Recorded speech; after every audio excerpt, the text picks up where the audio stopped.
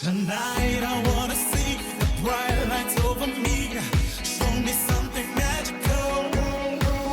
Show me everything I want and more.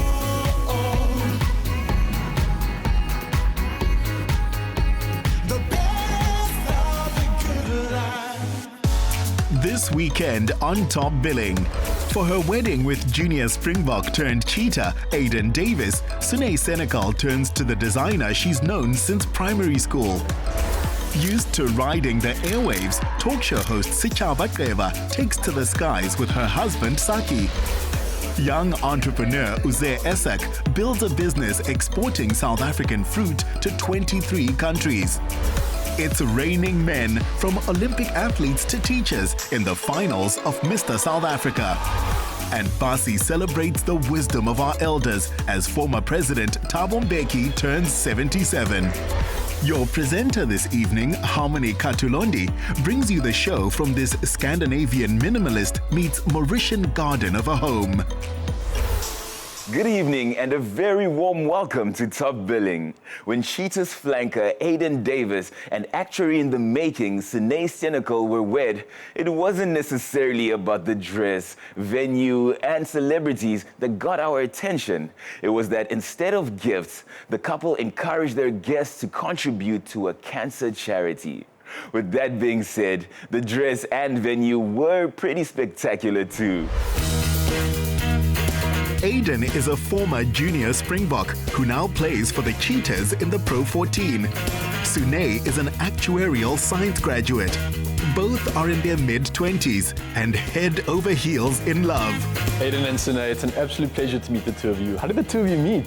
Well, we actually met 2014 in Pretoria through a mutual friend. At that stage, I was still playing for the Sun Kings and she was studying. So after a game in Johannesburg, one of my friends picked me up and we went out. That's where it started, yeah. Was it love at first sight? Yes, don't let him tell you anything else. Yeah. I met her and I liked her, but then always the distance was a problem for me because I was in P and she was in Potch. But then she came and visited me and yeah, I fell in love. How did Aidon propose to you? Uzi is our little overweight Yorkshire Terrier. He's the cutest little boy ever.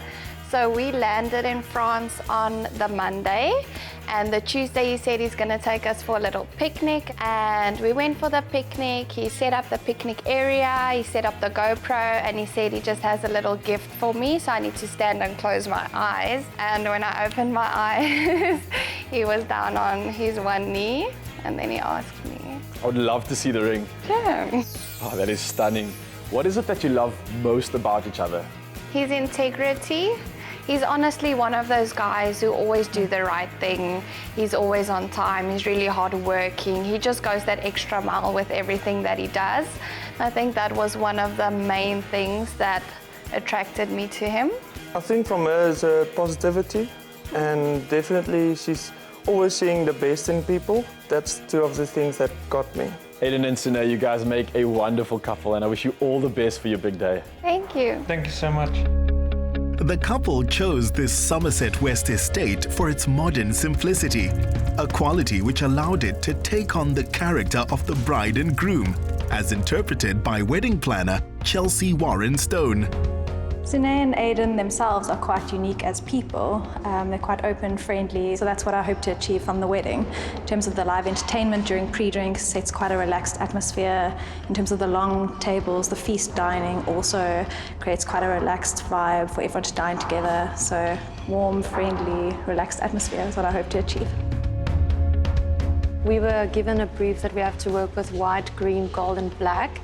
And because the couple is so open to trying out new ideas, we felt like we can work with two different looks for the tables. So we decided to do a few tables that's decorated with fresh greenery runners, and you also get the feel like it's a garden in front of you. And then the other tables are decorated with white and green floral arrangements, flowers in season, roses, cymbidium orchids, hydrangeas. And then to incorporate the black and the gold, we use black and gold candle holders and candles, and ending off the table with beautiful gold rim underplates, black side plates and cutlery. The wedding cake is stunning. It's a 3-tiered wedding cake with red velvet filling, chocolate filling and carrot. And we just put a beautiful Phalaenopsis orchids to decorate the cake. Simple, beautiful, but represents the couple's personality. Aidon would be flanked by 2 fellow rugby professionals, his best friend and MC, Shane Gates, alongside his brother and best man, Dalton Davis. When we growing up, he was always the guy, everything must be perfect, his room is perfect clean, and everywhere we go, we must sit like that, we must go like that. And it's an example today, like everything is so perfectly planned, and that's how we're so chilled. So that shows you the type of guy Aidon is. I remember the first time he came back because Sune was studying in Potchefstroom at the time, and they were doing long distance, and he came back down, and I could just sense a different demeanor about him, and the way that he spoke to me about this girl sort of took me back to high school days when you're talking about that girl that you like around the corner, and you know, she's this and she's that, and I don't know, I sensed that, you know, something about this girl was different, and yeah, I mean, you can see it today, and I'm just so glad that they've come such a long way. There for the bride were her 2 sisters, Vivian Senekal and maid of honor, Arlene Fourie. I'm 8 years older than Tsuneki, so for me it was like having my own built-in doll. I love her. She's such a kind-hearted, soft person. I think Aidon grounds her. She's a very free-spirited person and a dreamer. So Aidon brings the realistic part into her life, and she brings the dreamer into his, so they complement each other very well. Sune's designer, Anel Botha, is someone she's known since primary school. She created her matric dance dress and her sister's wedding gown. The first dress is very modern. We wanted some heavy embellishment on it, just something that people won't expect. And then the little party frock has a little bit of ostrich feathers on it, keeping it proudly South African. And we sort of tried to simulate the neckline of the wedding gown. I honestly think the dress that Anel Botha created was everything that I imagined and more. I didn't want your average traditional wedding dress that everyone always does. From the start I told Anel, I wanted a bit of an art creation, something different. The dress needs to speak for itself and I'll just wear it. And that's exactly what she created. The bridesmaids' gowns, however, I didn't make them. They are sleek, they are modern, they are sparkly as the wedding gown and the party gown is, and they really complement the bride's gown. The couple have been dating for over 4 years, and though rugby life doesn't allow them to make hard and fast plans, the one certainty is how they feel about each other. Happily, Sune works for a research organization with offices across Europe and the UK. This means she can continue in the profession she loves while supporting Aidon in chasing his dreams. To her mother, Olga Senekal, she's just grown up so fast. It's very emotional for me to see her walking down the aisle because that's my baby. And that's the last one.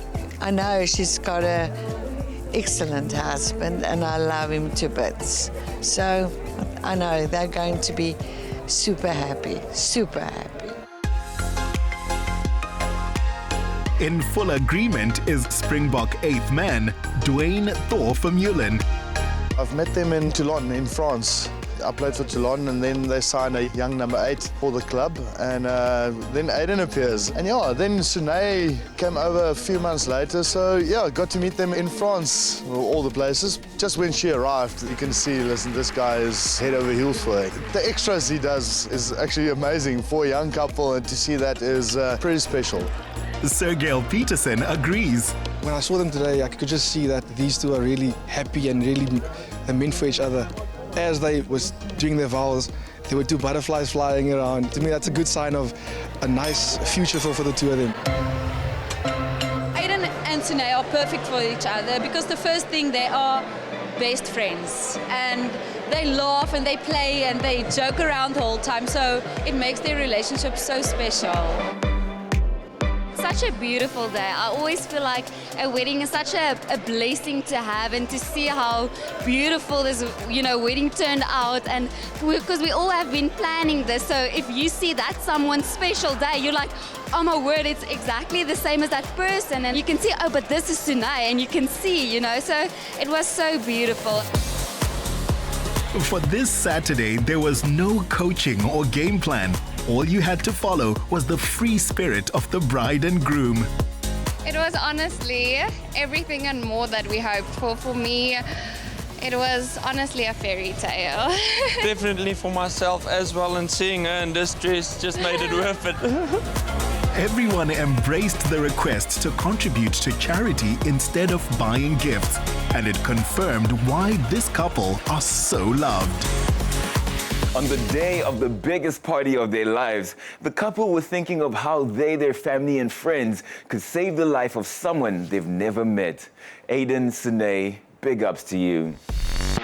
Coming up, radio and TV personality Sechaba Gqeba grabs the attention of the blogosphere with her solution to lasting romance.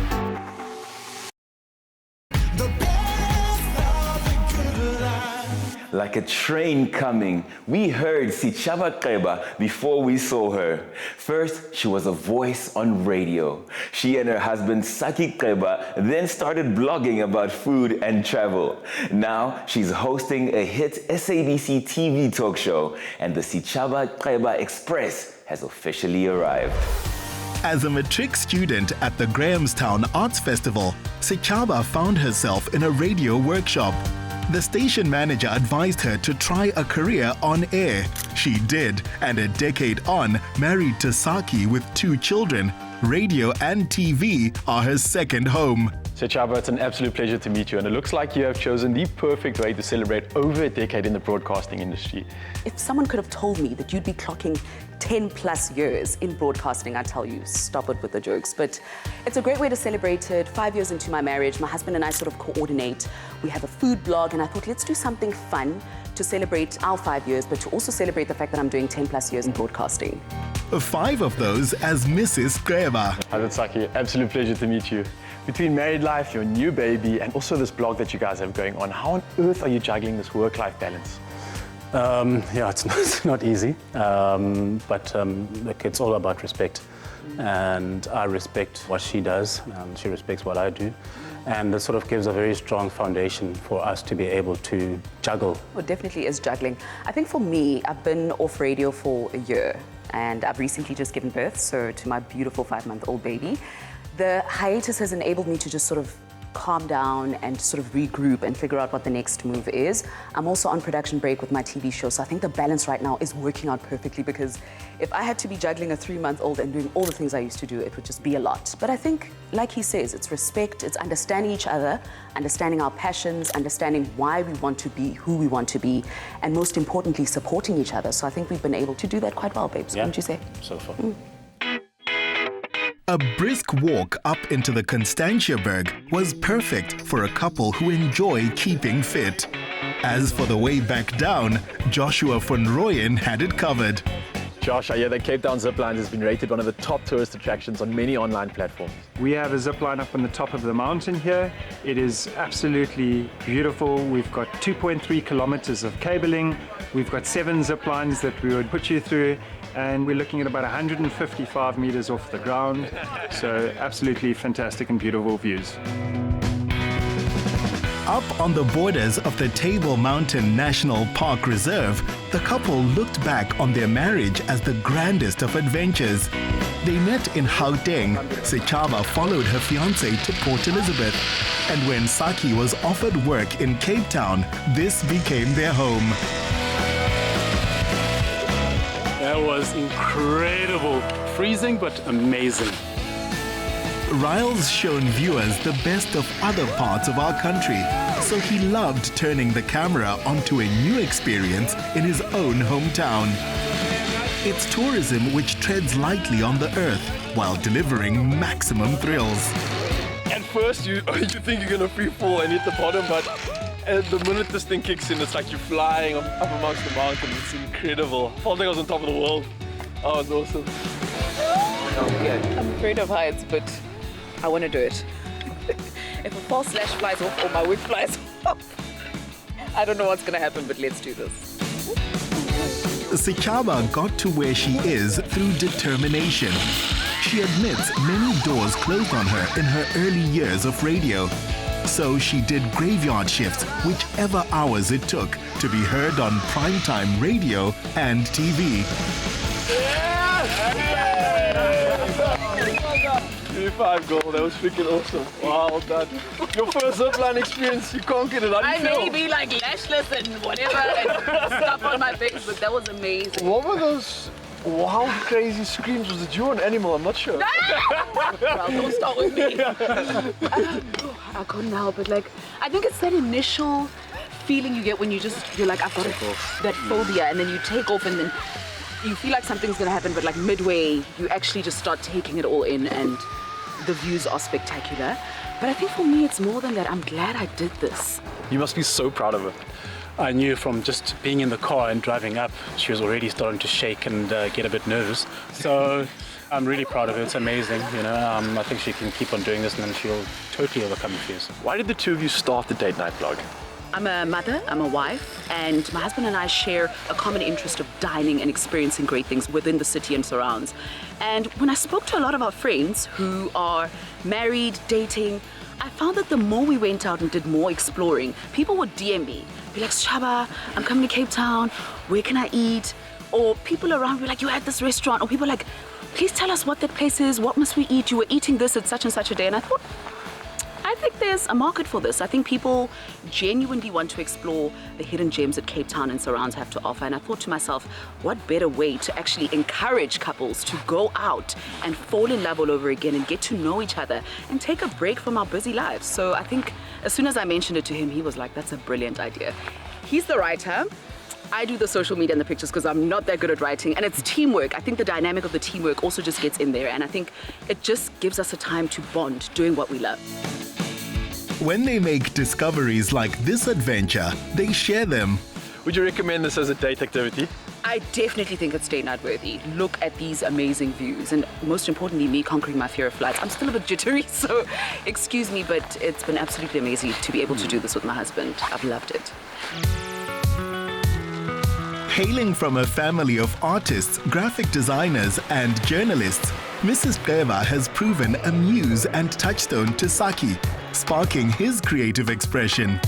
Sechaba, you're in the entertainment industry, and Sakhi, you're in ICT development. It really seems like opposites attract here.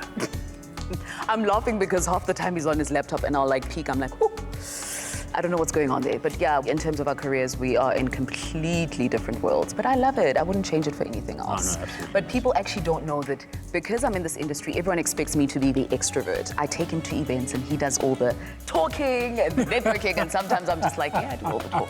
I talk for a living, I just want to breathe. So I think it works out.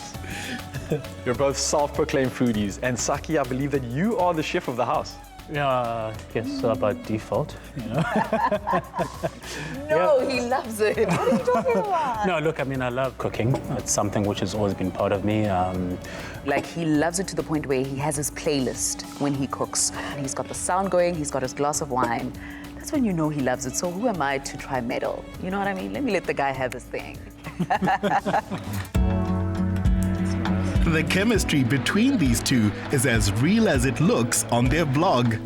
With the recent new addition to the family, I can imagine things get quite crazy. How important is it for you to make sure that you maintain date night? A lot of my friends who are married and have kids always talk about how like parenthood and being married just consumes you. And being parents to now a 5-month-old and a 6-year-old, we knew we had to prioritize our marriage. You know, it's hard, but I think it is important. We have to check in with one another because at home it's just crazy, crazy, crazy. So for me, I feel like the importance of having to reconnect with your partner is just one thing that I prioritize. And I think we've done pretty well in terms of balancing. Yeah. It's a great way of actually getting people to rekindle the flame. So we carry on doing what we're doing, but we're documenting it. And I think it's through the storytelling that we realize a lot of people have got similar stories and they need an outlet. So for us, you know, date night blog and going out is more like where we can actually sit and declutter and reconnect and de-stress. Through your experience and blog, do you have any tips to keep the passion alive? I really think it is important as a married couple to continue dating each other, just to keep that element of fun going. I guess for me is continue looking to reinvent yourself, because that gives your partner something new. And also communication is key. What is next for Sechaba? It's officially been a year of my being off radio, and I absolutely miss it. So I think right now the focus is to look for another radio home for my next venture. And season 20, Motswako, and of course, like more television opportunities and just doing the most with the blog and with my husband. Today was incredible, and I want to thank you so much for reminding us that no matter how busy life gets, it's always important to make time for each other. Thank you very much, Ross. Thank you. Cheers, man. Thank you. Cheers. Most of us have 100 things to say every day. The difference with Sechaba is she knows how to get people to listen. Coming up, a subtropical haven in summer and a cozy lodge in winter. This week's location is a home for all seasons.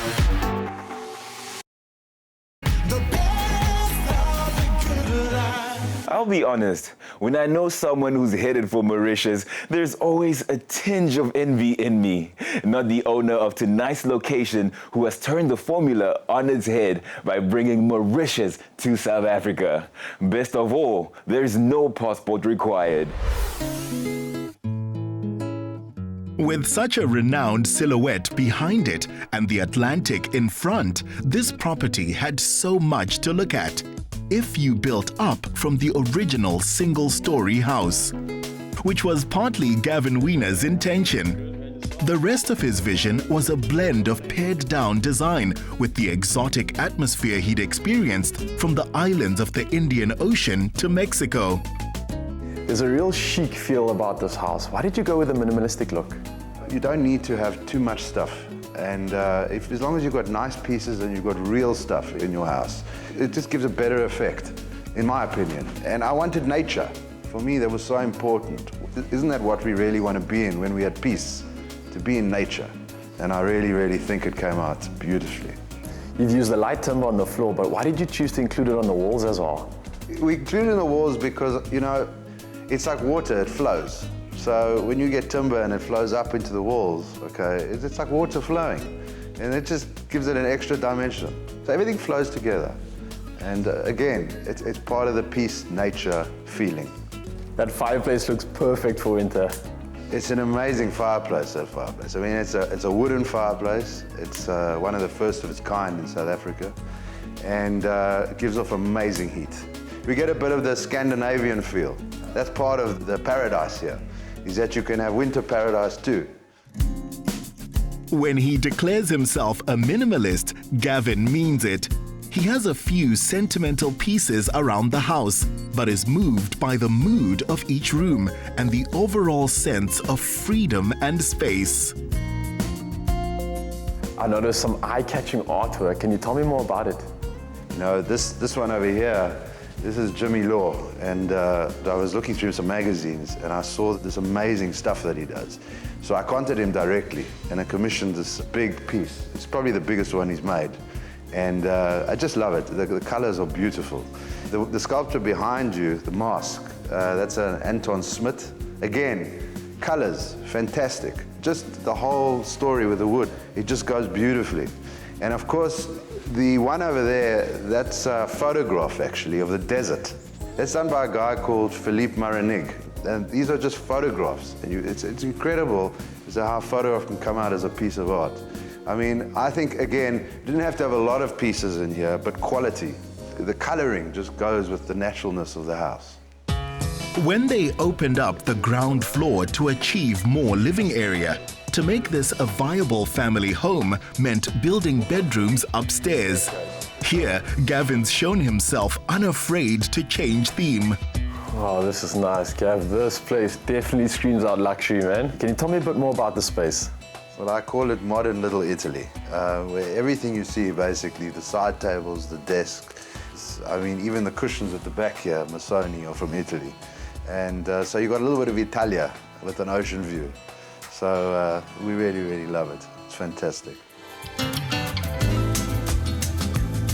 If the master bedroom has signatures of Milan and continental design, then the bathroom blends Mediterranean blues with another tribute to Scandinavian living.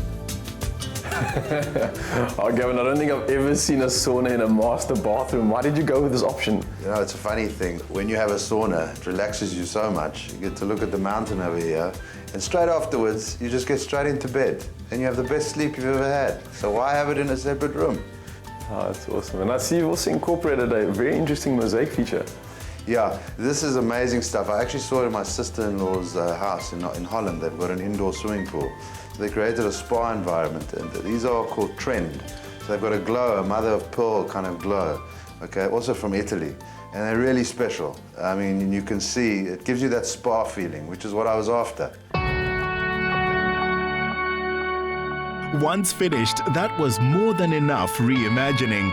Until it occurred to Gavin that if going up by a story was this rewarding, why not go up by 2? With the benefit of a neat, sleek lift, we reached the result of his decision to keep going up.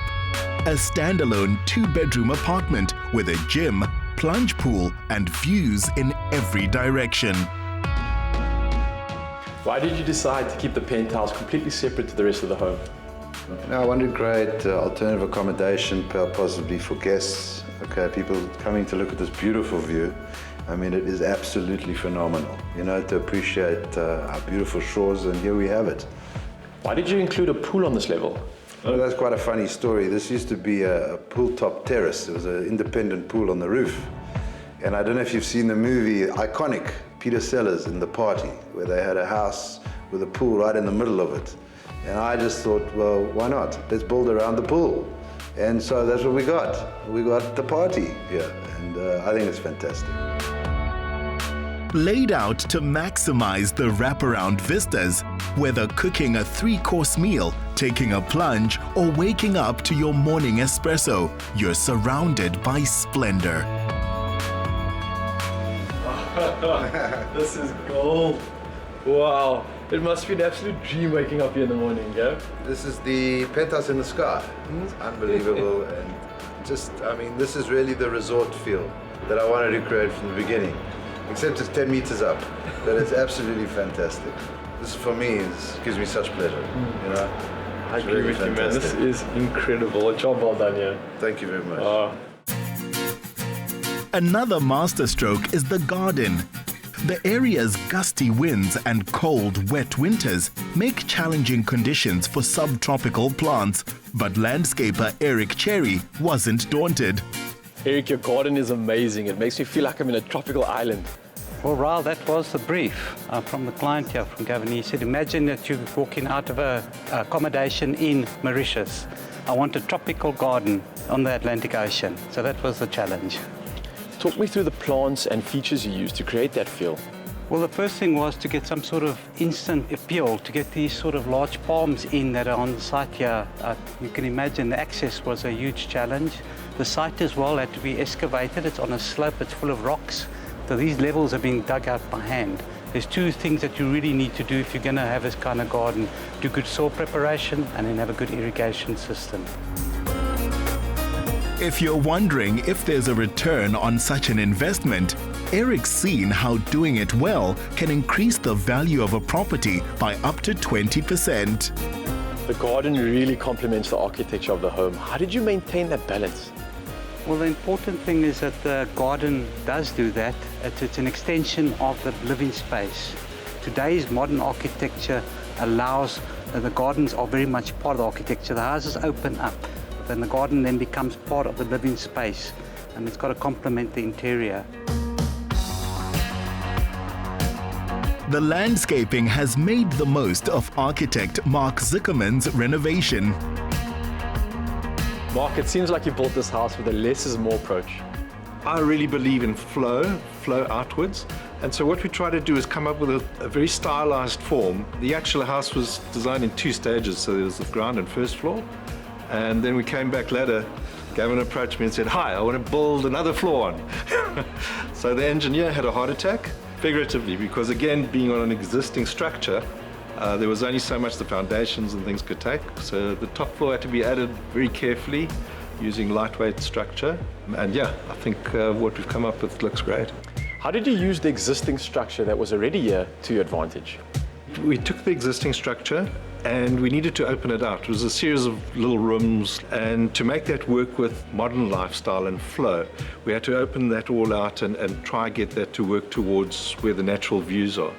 So if you look at the house, north is up that direction, and so that was a natural place for the pool to go and for the lounge and dining room to all flow out into that. And from that kind of really structures the rest of the house. The owner's advice for those about to renovate is to establish good relationships with your contractors. From there, all becomes possible. Well, gentlemen, you've successfully brought the tropics to South Africa, so congratulations on an incredible build and also a garden to match. Well done, guys. Once you've turned your vision into a result like this, it's in your blood. We're sure this project won't be Gavin's last.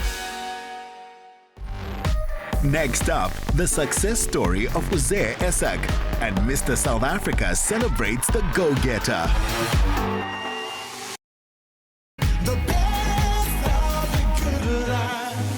It's tempting to think of big brands as being built over generations until you meet Uzair Essack. His buzzing export fruit business has become an industry leader in just 4 years. His secret? A childhood spent in his father's shops, an unofficial business school of its own. To Uzair's Cape Town headquarters, he's added international offices in Dubai and Doha. Extraordinary growth for a business which began with no financial backing. But connecting demand with reliable quality supply, he soon got noticed. Uzair, you started Cape Crop 4 years ago while studying for your BCom, and now at the age of 26, this is an incredible testament to your success. Thank you, I do appreciate that. I mean, it hasn't been an easy road. Nothing in life, as they say, is easy. And also I didn't start Cape Crops because I was bored. It was more out of desperation and the need to pay my bills and look after myself and try look after my family. Can you take me through the mechanics of a fruit export company? Sure, so obviously the fruit gets farmed first. After it being farmed, it gets harvested or picked. Once that's done, it gets sent to a pack house for processing. When I say processing, I don't mean anything unnatural. It's just basically cleaned. The outliers are picked out and then it's boxed and packaged. And once that's done, we send it to a cold room for some cooling, and then we pack it all into a container and it gets shipped all over the world. Before university, Uzair learned a range of skills in his father's businesses. When the family fell on hard times, he wanted to help. Oh, this place brings back so many memories, but for you, Uzair, this is literally where it all began? Yeah, I mean, if you look over my shoulder, you'll be able to see UCT's library over there, and that was where I could say my first office was. But besides for that, UCT was a very difficult time in my life because I was struggling quite a bit. I had to borrow money from friends for food and groceries. I mean, I even had an account with the UCT cafeteria, which allowed me to get food when I didn't have cash. So yeah, it allowed me to focus and really think about how I was going to improve my life. And just before Cape Crops, I was importing rice from Pakistan and India, and that's when I was introduced to a gentleman from Saudi Arabia who wanted pineapples. So I asked my dad, because he was living in Durban at the time, to source some pineapples for me, and he used his skill and found me some pineapples, and that's when we started Cape Crops, by air freighting some pineapples to Saudi Arabia. And from there it just grew and grew and grew, and allowed me to travel and find more customers, allowed me to travel South Africa and find more suppliers.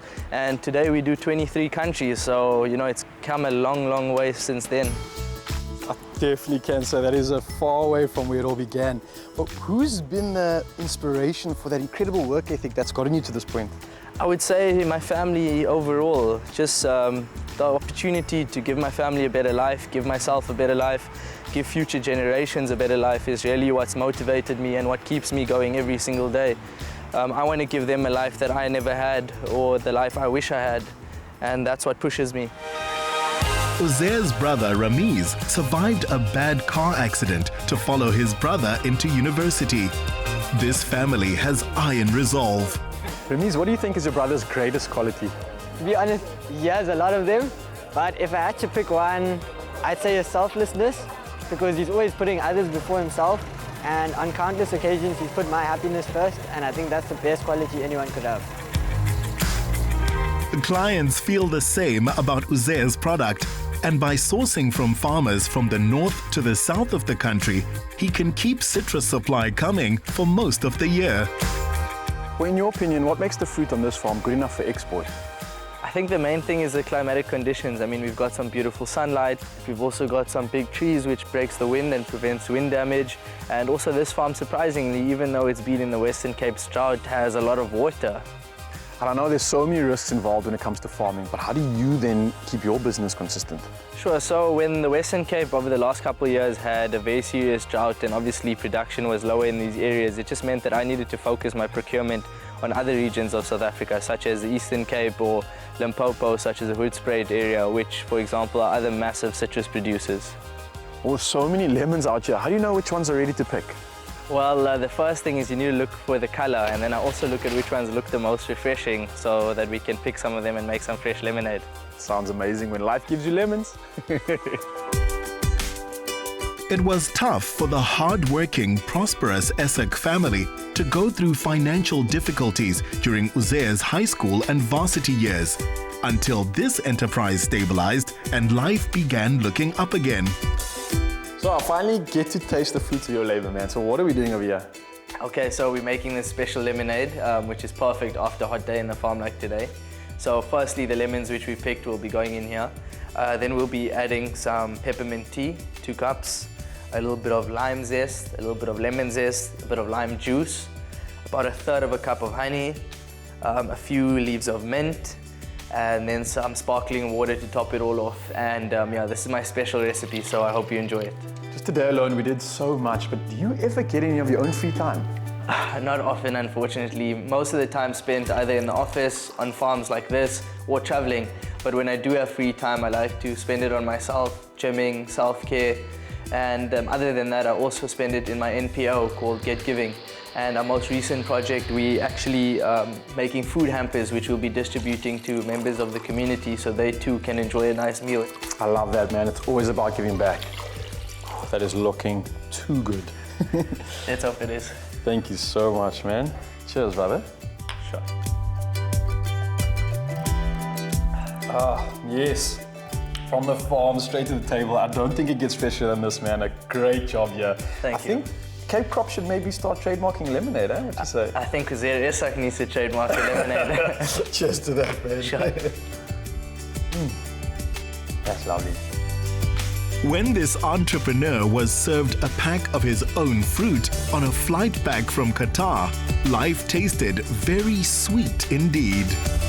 The economy could do with more Uzair Essacks. As for further examples of the kind of men we want representing our country, Mr. South Africa 2019 brought us pharmacists, teachers, Olympians, students, actuaries, and I've got to say, some of them were looking pretty suave. The title was anyone's to win, as judges, past winners and celebrities arrived for the finals. The qualities that would count the most this year were integrity, adventure, professionalism and compassion, as JP Roberts explained. JP, you are the new CEO of Mr. South Africa. What is different this year? So we've completely gone and changed the face of pageantry in South Africa in terms of doing away with the conventional pretty boy model cover type of look. It's a case of what you can do for the betterment of South Africa and what difference you can make in your organization or in your community or for charity. So our belief is not all role models have six-packs and not all heroes wear capes. Tell us about the judging criteria. What will you be looking for? First of all, you need to be a gentleman. Secondly, you need to be able to speak well, you need to present yourself well, and that comes with dressing well. And to be honest with you, I'm going to be looking for someone who can sell himself the best as well, because I feel that a Mr. South Africa should be an entrepreneur or a salesperson, because at the end of the day, he needs to go out there and sell South Africa and the men of South Africa. Michelle, as one of the judges this year, what do you think of the contestants? Well, this year they really have a unique group, and we actually got to work with them this week, and really phenomenal. Their stories absolutely blew me away. In fact, some of them pulled a couple of heartstrings while we were in the interviews. So really hopeful for an amazing Mr. South Africa from this group. Entrepreneur and finalist Ashraf Ismail sees the need for values to lead the way. What qualities does a Mr. South Africa need to have? Honesty, integrity, respect, decency, honor, compassion, and the list goes on. Because Mr. South Africa is not just a Mr. South Africa, it's representing our country, our people. Country is actually an ambassador for integration more than anything else. Imran, at just 21 years old, that makes you the youngest contestant this year. What have you learned from the experience so far? I found out that consistency, whether you're doing the marketing challenges, the charity challenges, the consistency brings results, and I want to take that throughout my life. Vidiwa, as a bit of a fashionista, how would you use this platform to inspire other youngsters to embrace their own sense of style? Fashion is something that fades away, but style is eternal. Ooh, that is good. And style is something that is within you, so once you recognize the kind of person that you are and the potential that you have, you'll always be able to just be a light in the room. What would you hope to achieve should you be crowned our Mr. South Africa tonight? Well, first of all, I believe in living a life with purpose. Living a life that is way more bigger than you. So what I would like to do is be an inspiration to the youth, because we can only have a brighter tomorrow with the youth that is inspired, with the youth that is impactful, and with the youth that is motivated to do better and live better. So I've been a victim of sexual abuse and all of the big things out there that are affecting the youth. So I'm nominating myself as a brand ambassador and coming out to people and to raise awareness about these issues so that we can build a better South Africa for everyone, especially the youth. From an e-commerce specialist to an athletics coach, Judge Hanley Barnard was impressed. I would love to touch on the stories of the contestants, because speaking to them, I really think they came from some interesting backgrounds. Each of them have this unique story that they're telling. We've got passionate teachers, we've got people with anti-bullying campaigns, we've got people that are really authentic, and when I spoke to them, my heart was so deeply touched by these men who are such gentlemen and so caring. And all of them had that in common, a caring personality, which was a fantastic selection for this evening. Why do you think we need a Mr. South Africa? So that we can explore the various ways in which we could find people who are inspirational from different genders that could inspire other people and make them feel that they're included and related from the people that stand out there and they're wishing to do so much for South Africa. So yeah, that's the reason why I think we need Mr. South Africa. Like model, analyst at a top South African bank and concerned citizen, Bekuzinde Nobunga. Bekuzinde, our second prince, how are you feeling? It really does mean for me that I get to live a more purposeful life. It does mean that I get to engage more with the youth and actually let them know that they have to make a change the best way they can and be the best versions of themselves they possibly can. Sean Stander! Popular runner-up Sean Stander would agree. He's turned his modeling, dancing and fitness career into launching an agency and starting countless new careers. Tell us about your two titles, the only guy in the competition 2 and 2. Well, the two sashes that I won, one was the People's Choice Award, which was the SMS voting line, which opened up in August. And the second one, the honor of being crowned the first prince for Mr. South Africa. Your Mr. South Africa goes to Sakhi Gqeba! From a childhood where he lost his mother and was raised in a children's home, Heinrich chose to help youngsters and became a teacher. Heinrich, how are you feeling? Congratulations. I'm ecstatic. Thanks for asking, Jade. It's really an amazing feeling. I've been dreaming of this since a very young age, and finally it became a reality. So I'm feeling proud. It's an amazing feeling. And tell us, what are you going to do with the title? The title, I'll definitely empower my non-profit organization, where I'll be giving second-hand sports equipment to the less fortunate to prepare them for a better life out there as well. But first, at least one night just to celebrate. Who better than a teacher to stand for what we need and prize most highly in this country? Education. Congratulations, Heinrich. You've got our vote too. Coming up, former President Thabo Mbeki and friends celebrate his 77th year by funding a new library.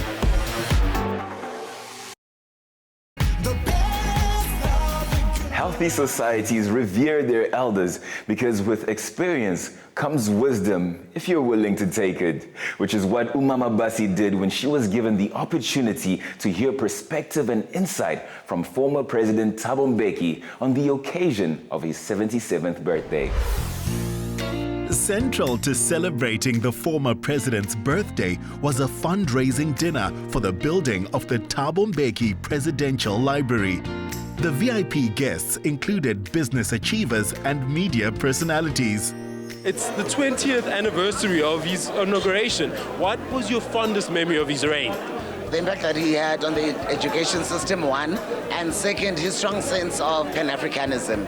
He believed really and truly in a South Africa for all and an Africa for all. He has worked with giants. He worked very closely with Oliver Tambo, but he also worked very closely with President Mandela as his deputy president. But how can you think about Thabo Mbeki 20 years and not think also about that famous I'm an African speech, which he made at the unveiling of the Constitution of South Africa? From a young person who's benefited so much from the work that you and him have done, I stand here today being able to say that I am a doctor, and thank you for all the efforts that you guys have put into putting us on your shoulders.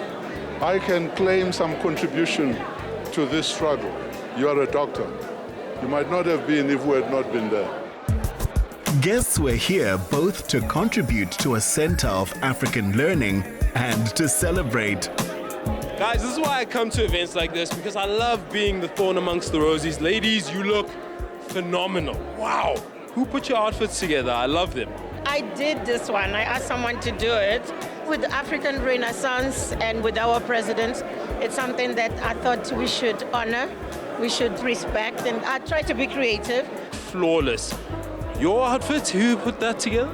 I'm actually my own stylist, and this is one of the pieces I bought when I was traveling, watching Beyonce in Milan, so I picked it up there, so yeah, I'm loving it. My friend is a name dropper, like officially, let me put it out there.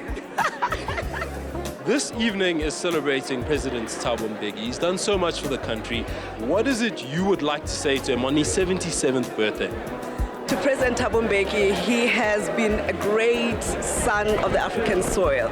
To be here tonight to celebrate with him his 77th birthday is really just awesome. And zizigazi dlamini jamakasijadu sithi mina manje kuwe ukhule torho kodwa ukakhokhobi amazizi zingakalala siyazidla ngawe zizi sithi happy birthday president wethu. Your leadership has been wonderful, and thank you very much for being still with us. The library is founded on inspirational and positive values for building a strong community. What do you think of President Thabo Mbeki's presidential library and why it's so important on African soil? Established and successful personalities like him must be given an opportunity to share their knowledge and their stories while they're still alive.